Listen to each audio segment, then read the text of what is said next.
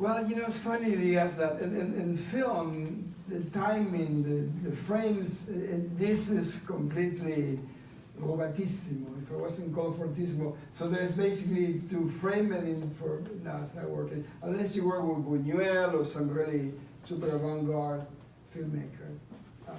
No, I have not.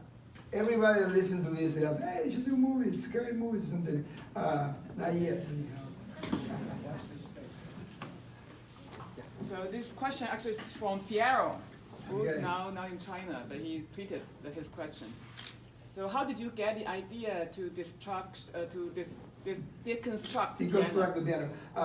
You know, I played piano all my life. I studied, I could play for real, say, classical piano mostly, but I was never that good with fingering and memorizing and so forth. And I will hear other things, and I wanted to do more as a creative person with music, and I was kind of frustrated after studying piano for 15 years, how bad I was. So anyhow, one day I had an upright piano, and I removed the keys just to clean the keyboards, and I had a phone on top. In the old days, you had a big phone and you dial.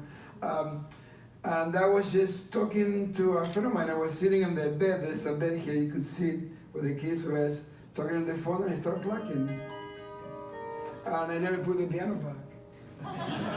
And early on, I was a bit kind of violent. I used hammers, and I would break the strings. I would damage the instrument. I go get me another piano. I went through a couple hundred pianos.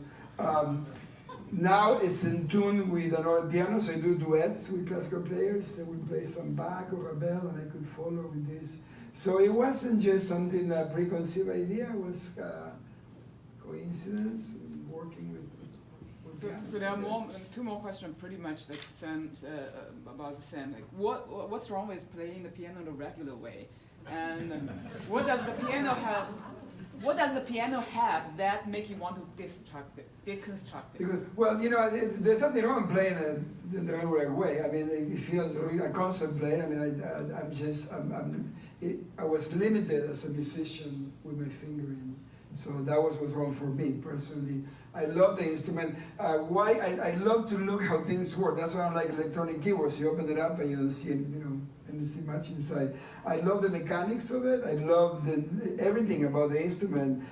Pianos at the turn of the last century in the northeast of this country, there were over 550 makers. So there was a guild, there was a craft that involved carpenters and steel workers and all kinds of different trades, which unfortunately we lost. So to me, I mean, it just represents that, a lost time in a way, lost trade.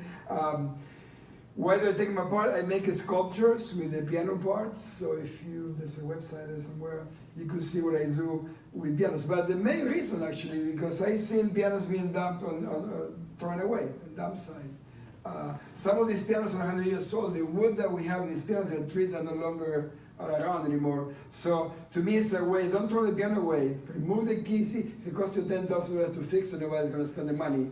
Take the key away, take the hammers away, and it's a new instrument.